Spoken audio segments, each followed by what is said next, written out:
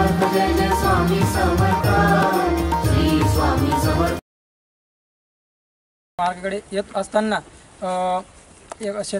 आदिवासी लोक गाई घेऊन जात असताना त्यांना विचारणा केली की तुम्ही गाई कुठे घेऊन जाताय, तर त्यांनी त्यावेळेस आम्हाला उडवडीचे उत्तर दिले। नंतरून त्यांना दामदटी केल्यानंतर त्यांनी आम्हाला बोलले की नाही आम्ही कसाईंकडूनच घेऊन चाललो आहे। तर त्यावेळेस त्यांच्याकडनं आम्ही लिहून घेतलं की गाई आम्ही गोशाळांना दान करू। तर अशा पद्धतीने त्यांनी उत्तर हो दिलं। मग आम्ही द्वारकाधीश प्रतिष्ठानला बापू मामांना कॉल केला व बापू मामांनी त्यांनी गाडी वगैरे पाठवले व त्यांना गोशाळांना स्वीकार केला व त्यांना चांगल्या पद्धतीने बापू मामा ते वागतील अशी मी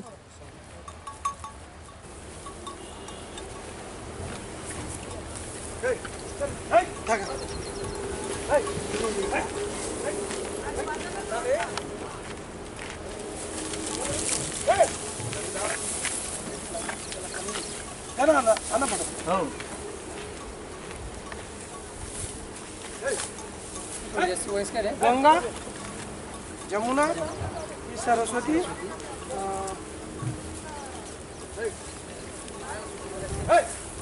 यमुना आणि तापी तापी नामकरण झालं होते।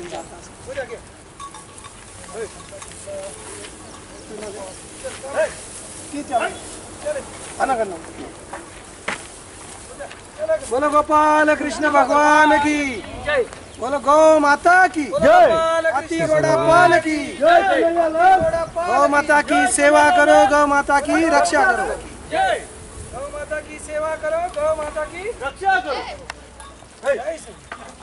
आज दिनांक 7 जुलै रोजी खानदेशासाठी एक पवित्र दिवस मला असं वाटतं की युवा पत्रकार आपले सवाई मुक्तीचे मनोज भाऊ पाटील यांनी व त्यांचे 2 अन्य साथीदार आनंदा सोनवणे व उत्तम भाऊ पाटील यांनी 6 गायींना जीवनदान दिलं आहे आणि या 6 गायींचा जीवनदान त्यांना त्यांच्या जीवनात मोक्षाच्या मार्गावर घेऊन जाईल असं मला वाटतं। आणि श्री द्वारकाधीश प्रतिष्ठानच्या गो अनाथ आश्रममध्ये त्या 6 गायींना त्यांनी दान केलेलं आहे। तर या 6 गायी त्यांना वाचवल्या त्याबद्दल मी श्री द्वारकाधीश प्रतिष्ठानतर्फे त्यांचं समस्त खानदेश गोवासियांतर्फे हार्दिक आभार प्रकट करतो आणि त्यांचं अभिनंदन करतो की त्यांनी गो लोकांमध्ये त्यांचं नाव नोंदवून घेतलेलं आहे। आज जे सरकार हिंदुस्थानातलं जे सरकार आहे गोमातेविषयी अति पॉझिटिव्ह असे निर्णय घेत आहे त्यासाठी आणि त्या कार्यासाठी अजून एक चांगला सपोर्ट मनोज भाऊ सारख्या युवा गोसेवकांतर्फे झालेला आहे। या 6 गायी काही नीच प्रवृत्तीचे लोक त्यांच्या गावापासून सवाई मुक्तीपासून नंदाण्याच्या रस्त्यावरून पायी घेऊन जात असताना त्यांच्या निदर्शनात आले।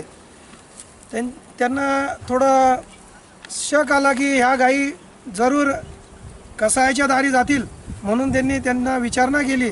विचारणा करीत असताना त्या ज्या गायी घेऊन जात होते ते 2 लोक त्यांनी उडवाउडीचे उत्तर दिले। त्यामुळं त्यांनी सखोल अशी त्यांची तपासणी केली असता त्यांनी मान्य केलं की ह्या गायी आम्ही कसायाकडे घेऊन जातो आहे। आणि मनोज भाऊंनी त्यांना थोडं विचारल्यानंतर त्यांनी तिथे ज्या व्यक्तीला त्या विकणार होते त्या व्यक्तीला तिथं बोलवलं आणि त्यांच्याकडून हे मान्य करून घेतलं की त्यांनी असं लिहून दिलं की ह्या गायी आम्ही कत्तलखान्यासाठीच घेऊन चाललो होतो।